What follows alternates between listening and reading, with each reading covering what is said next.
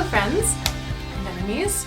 So in today's video I want to discuss some more anti-vegan videos. The last video I made was anti-vegan videos by The Rebel.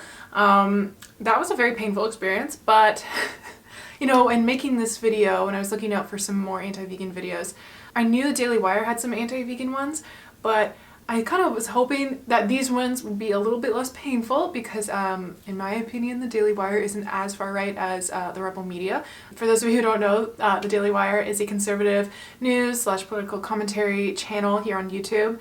It's mostly known for Ben Shapiro, who is a political and news commentator, and I am sorry to say that most of these videos were maybe not as bad as the Rebel media, and now that I really think about it, but still like not good. So grab a coffee, a tea, or your drug of choice that you'll need to get through this video, and let's get started. So the first video I want to talk about is this one. It's by a commentator named Matt, and there's not much to say here, but I just want to point this out so we can kind of set the tone. Basically, this guy had a bad vegan smoothie one time, and he just used that as an opportunity to just complain about veganism. I'm not even gonna play any clips of this video because it's just literally a grown man complaining about a bad smoothie he had one time, which is pretty confusing. He's complaining about vegan food as if he's never eaten a fruit before, as this man never eaten a vegetable, about a grain, you know? It's just really bizarre. So anyway, that was weird, but let's move on to the next video. So this next video is called The Moral Incoherence of Veganism by Michael Knowles. You can lead a horse to water, but you can only force feed a goose to give you foie gras. I don't know. They think that we are here to serve animals, which is true only in the sense that we serve them on our dinner plates. We are here to conserve them and then serve them to each other because they taste very good. The reason to conserve the deer is so that we can go kill more deer or, hunt them and have a good time. And the one cool thing that the Harvard Club has that other clubs don't have is they have a giant elephant head on the wall. We get to honor this cool elephant head on the wall. It's being enjoyed so much more than if it were just ravaged by some predator in its natural environment. So the reason why I'm playing these clips now at the beginning is because I want to make sure that we all understand the tone of this video. Here he's making a couple jokes and a really disturbing statement about animal abuse and exploitation. And yes, I know some of the things he said were jokes, and I'm aware that some non-vegans think that this constitutes humor.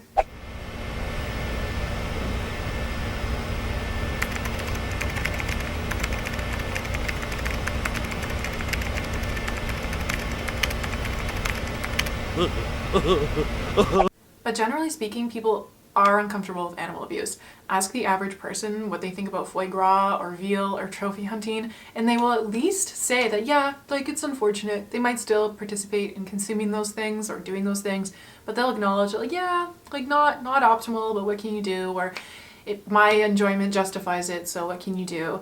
Even before I was vegetarian, I never would have eaten foie gras or veal or obviously participated in trophy hunting because I recognize those things as cruel. Michael seems completely apathetic to it, and I have a few theories as to why this might be. The one I think is most likely is that he is saying these things due to religious indoctrination. Michael is a very religious Christian, and I don't know what branch of Christianity he belongs to, but whatever it is, he's been indoctrinated to believe that humans are superior by divine right and animals are lesser. They are put on this earth to serve us, and so we can do whatever we please to them. Or maybe it's neither of those things and he's just a sociopath, but who knows for sure. We have to change all of the words. This is the new line coming out of PETA and left-wing academics. I don't actually recall PETA saying this ought to be written into the law, but Michael just hates it when people use their free speech when it contradicts with his beliefs. From Sharina Z. Hamza, an academic from Swansea University. That's where I get all of my tips about the English language expressions at Swansea University. This is what they're saying. Quote, "The increased awareness of vegan issues will filter through consciousness to produce new modes of expression. It may very well be that down the line, powerful meat metaphors are eschewed." Basically, as a society becomes more ethically conscious, language will evolve to reflect this new accepted ethical norm. We've all come to, Most people have come to view sexism and racism as wrong, and most people accept that it's wrong for someone to go up to a black man and call him the N-word, or it's wrong to refer to women as mere baby-making machines. And you'll notice that Sharina didn't say that we're not allowed to use certain words and idioms. She was merely making a comment on how she thought language is going to evolve. It was just a hypothesis of hers. Michael is saying that she said that we have to do this. Like, she never said that. At least he never presented that she said that. And he never even presented whether or not she's vegan. So I thought that was a bit misleading. So they sent out a tweet yesterday. It's catching a ton of interest online. The tweet read, "Stop using anti-animal language." And this is the money line. Just as it became unacceptable to use racist, homophobic, or ableist language, phrases that trivialize cruelty to animals will vanish as more people begin to appreciate animals for who they are and start bringing home the bagels instead of the bacon. Quote, "Words matter, and as our understanding of social justice evolves, our language evolves along with it." And I imagine that PETA put out this list partly in good fun and also maybe just to make a point. Maybe people haven't even realized how pervasive references to animal abuse and exploitation is in our language, and it just gives people something to think about. It's important to note that these idioms aren't offensive because it offends the animals. Obviously, animals don't understand our language, so it's not offensive in the same way that the N-word is offensive or sexist language is offensive. The idea PETA is proposing here is that language has the power to change our perception of the world. So every time we say an idiom that is about animal exploitation or we hear one, we're just reinforcing this idea, and this in turn will shape our perception. They're just acknowledging the power that words have.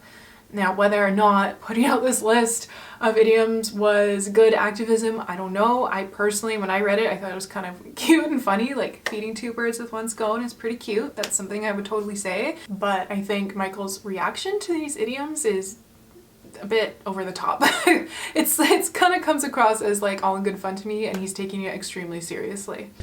This is my thesis on the culture, is that the left uses language to affect their political agenda. So by the time we get to the political fight, we've already lost because they've already changed the language through the culture. I'm not sure what Michael is getting at here. I think he's referring to how people who identify left of center say that it's wrong to say racist and sexist things, but like, do conservatives not also think that? I know for a fact that, not all conservatives think it's okay to just say racist and sexist things, so not sure what Michael's getting at here. Does he think that it's wrong to tell people it's wrong to say something racist? Who knows? What they're using social justice as a stand-in for is morality. They're saying that we now, in our enlightened moral standards, realize that it's wrong to kill animals. It's wrong to eat animals. It's wrong to wear animal skins and use leather and whatever. How is that? Where is that? Where do we find that in any sane moral standard? I mean, yeah, we think humans and animals are entitled to certain rights because they hold moral value. Specifically for vegans, we tend to think that this moral value comes from the fact that they are conscious. Sometimes we as a society do actually bestow rights onto unconscious objects such as corpses or people in vegetative states. There's actually the legend of the tree that owns itself in Alabama, and while I don't know if the tree's right to its own life would uphold in a court of law, but there's that. In some places, an embryo, which is certainly not conscious, actually has more rights than the woman whose womb it's currently growing in. But with all that being said, there's no imperative for objects or beings that have no moral value, either intrinsic or extrinsic, to have rights. So I'm not sure if Michael is agrees with this or he's criticizing it, but either way, I think it's kind of strange that he's even bringing this up, because I feel like that kind of goes unsaid. Like, why else would you bestow rights onto something if it has no value? The moral standard that veganism is based in, that Michael is so confused about, comes from the idea that we shouldn't harm others when we don't have to. The fact that Michael phrases this question as where do we find this moral standard, is an interesting way of putting it, but doesn't surprise me because Michael only believes something if it was written on a scroll about 2,000 years ago.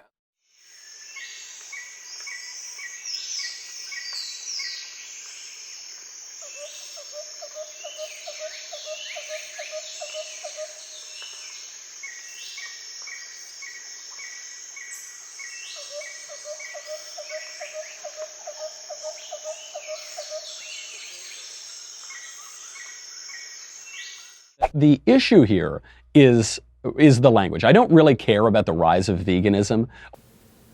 You sure about that, Michael? You sure you don't care about the rise of veganism? The issue with veganism, the reason they're so whacked out about the language here, is that veganism is a morally incoherent ideology. Veganism, it's not just that you can't eat animals, you can't eat fish. I'm sorry, what? It's not just that you can't eat animals, you can't eat fish. Should someone tell him? Does anyone really believe that an oyster is more conscious than a carrot? An oyster is not in any way more conscious than a carrot. They are morally identical entities. Why is it okay to eat the carrot, but it's okay to eat the carrot but not eat the oyster? The whole crux of his argument here rests on his belief that oysters are not conscious. Now, if it were the case that oysters are certainly not conscious, and we could know that for certain, then this would still not debunk veganism. Vegans aren't interested in ending the consumption of animal flesh and their bodily secretions just for the sake of it. We're interested in ending exploitation and suffering. Milk and eggs are considered unethical because they can only be produced under conditions of exploitation and suffering. Some vegans actually think that oysters are not conscious. I'm personally not convinced that we could be 100% certain about that. I always like to err on the side of caution. I feel this way about a lot of insects, but as it stands, we just don't know for certain. So I just like to err on the side of caution. And I think it's important to be careful, especially when we're talking about animals in such large numbers. If we're wrong about oysters, and let's say in the future we start moving from eating cows and chickens and pigs and we start moving to eating oysters, that's a lot more animals dying just because they're so small and you have to eat a lot more of them. That's a lot more death and that's a lot more suffering. The same thing with insects. Maybe in the future, who knows, humans will start eating more insects as they do in other parts of the world already. But if we're wrong about that, if insects do suffer and they do have consciousness, then that is an even worse atrocity than the current animal holocaust. But yes, again, if it turns out that we can know for certain that oysters are not conscious, then I would have no ethical problem with people eating oysters. And that does not make me inconsistent in my vegan position. And further, I mean, the big example here is abortion, because every vegan I know, every single one, I know a number of vegans, and I've had to sit through terrible lunches when they take me out to them, they're all in favor of abortion. So they weep for the oyster, they weep for the delta smelt, but an unborn human baby, it doesn't matter, wipe it out, kill it. That is a morally incoherent idea. I know for a fact that this is not true because Michael has already made another vegan video. He made it a year before he made the one we're currently talking about. And in his comment section, a bunch of his viewers were saying, I'm conservative, I'm vegan, and I'm pro-life. So I know he knows they exist, and I don't know why he's lying like this. And I also sincerely doubt he's ever been to lunch with a bunch of vegans and they all started weeping in public about oysters. I suspect that he's lying about this out of desperation because he knows he has no real argument. And, you can actually be pro-life and vegan. The two are not mutually exclusive. And you can be consistent in your position just how you can be consistent in your position if you're pro-choice and vegan.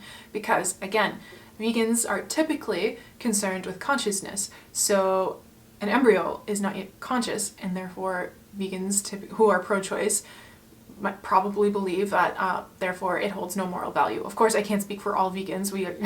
We all come from different backgrounds and have different beliefs about things, but I'm just speaking generally.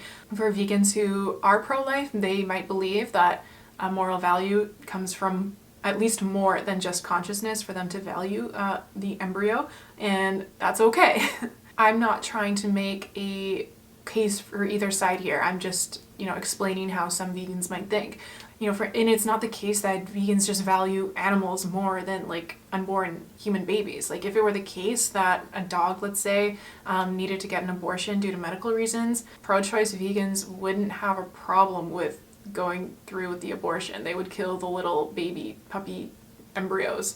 So no, it's not the case that they just value animals so much more. It's just that they value consciousness. That is a morally incoherent idea. And what it does is it inverts the natural order. Yes, the natural order. I've talked about this before on this channel, how conservatives tend to appeal to natural hierarchies because they tend to have more authoritarian personality types. There might be natural inequalities in the world, but even if we could fix them, we shouldn't, because that's just the way things are. The animals are here, we have dominion over them, and they are here for our enjoyment. On whose authority? Certainly not mine, and certainly not the animals. Michael doesn't seem to be aware that animals have their own interests that exist completely independently of him. If it were the case that animals are here to serve humans, then why is it that they try to escape from the slaughter? If they were here and they existed for us, wouldn't it be the case that they wouldn't have an interest in preserving their own life? So this is why we don't want to torture animals, we don't want to be cruel to animals. But the reason that we shouldn't torture animals or be cruel to animals is not because the animals have some rights, some consciousness, some spiritual life, some soul, or anything like that. The reason that we shouldn't be cruel to animals is because it deadens our compassion. Okay, so I freeze the frame here because, frankly, I just want to read off of what I've written here because I want to make sure I get this right because it's a bit complicated. But what I want to say is that this, what Michael has just said, is a very Kantian thing to say. I'm not sure if Michael has read Kant or if someone has told him this or if he thought it up himself, but regardless, I know for a fact that either he does not understand the historical context of this argument or he doesn't understand the nuances of Kant work. Immanuel Kant wrote that animals are not ends in themselves. This is because Kant only thought rational beings were deserving of respect, and Kant was ignorant on how rational animals can be. Mind you, when I say rational, I mean it in the Kantian sense, not in the everyday usage of the term. In fact, most people consider Kant's lack of consideration for animals as a problem of his moral philosophy. Ad absurdum. So how do I know that Michael does not understand Kant? Because as we just saw, he's very pro-life. But for the same reasons that animals are not ends in themselves, babies are not ends in themselves, as babies are not rational agents. AKA, they hold no intrinsic moral value. Whoops. Also, this argument is just stupid because kicking a dog desensitizes you to compassion because you believe the dog is conscious. It's for this reason that there would be no negative psychological effects if you were to go around kicking rocks because we know they experience no consciousness and they don't suffer. They think that we are here to serve animals. No, vegans absolutely do not think this. We just believe that animals have the right to be left alone. The left does this all the time. They're constantly flipping and inverting major issues. This is an important line, and I listened to it multiple times. He kind of just sneaks it in there, but the more you think about it, the more insidious it really is. Remember how we talked about how conservatives believe in natural inequalities that ought not to be fixed? What else does Michael think we ought not to have rectified? So these are all the clips that I wanted to show from this video. There's a few things I want to talk about before I move on to the last one, and that is that A, this has been a good example of conservatives appealing to natural hierarchies to justify exploiting other living beings. And specifically in this case, we see how Michael's religious indoctrination has made him apathetic to animal exploitation and suffering. I also want to point out that his views on animals' consciousness is pseudoscientific. It's straight up incorrect. Michael is clearly not aware of the Cambridge Declaration of Consciousness, where a bunch of the top scientists and brightest minds in the world went over all of the evidence for and against animal consciousness, and they decided that animals absolutely are conscious. I would just say to anyone watching who likes to use the Bible to justify animal exploitation that you can use the Bible to justify any atrocity, and the Bible has been used to justify many atrocities throughout history. And it doesn't matter to me whether or not you believe in God. If we were created by God, then that means that God created us with brains. He created us to be capable of logic and reason. And maybe God figured that we would be smart enough to realize that a book written by humans 2,000 years ago might have a few errors in it, and that maybe some of the things written in there would only be relevant to the time it was written in. At the time, saying be good to your slaves and to your women was a revolutionary thing to say. It kind of makes you wonder what Jesus would say if he were to come visit us today. And this is not me saying that I think all Christians have been indoctrinated to hate animals. I know for a fact that there are many Christian vegans out there in the world, and that's wonderful. I think we need vegans in every walk of life, in every side of the political spectrum. We need them in every religion if we really want this message to spread. So Christian vegans watching this, keep doing you. So this last video is not actually a Daily Wire video, but it is of Ben Shapiro. who, as I mentioned, is like the main guy on the Vegan Wire. And I just wanted to include this because this video has been kind of a downer, and I think this might give us a little ray of hope. So I'll just play the clip now. So basically you were asked about the morality of killing animals for food, and you basically justified it by saying that killing animals is immoral because I think that human beings have a right to survive and think that we need animal protein to survive as a general matter. It's been pretty thoroughly debunked that humans require animal protein to thrive. I mean, I do think that there is a fundamental distinction between animal life and human life that actually needs to be upheld. If the argument is that you don't have a need base for food, then maybe that's true. And if that's the case, then I would actually, I've said before, I think that there's some pretty good arguments for vegetarianism or veganism. So as we can see, it should be fairly easy to convince Ben Shapiro that he ought to be vegan. He just needs to be convinced of animal consciousness, and as we already discussed, it's pretty much been established that animals are absolutely conscious. And also we all know by now that a vegan diet is healthy for everyone at every stage of human life. So presumably, if someone were to present this information to Ben Shapiro, he should go vegan. With that being said, even if he were to go vegan, I sincerely doubt he would ever alert all his followers and his fans that he's done so. His following is deeply unsympathetic to the vegan movement, to say the least. Basically, in this video, I don't have to play it out for you. They're just, the two guys here, Ben Shapiro and this other guy, they're just talking about reducing animal product consumption. Nowhere in there did they promote veganism, vegetarianism, just reducitarianism. And if you look in the comments section, you can see that this was not well received. This comment in particular was pretty telling of the general mood. I can't speak for anyone but myself, but I will say this. Every time someone lectures me on what I should do, think, feel, say, whatever, I will do the opposite. Now I want to go out and buy a side of beef. I will not give up eating meat for him or anyone else. I won't even pretend. I won't have meatless Monday or whatever crazy things they think of. I want to be left alone. At some point, liberals and noisy Parkers will get that. And by noisy, I mean nosy. And all the other comments are like that.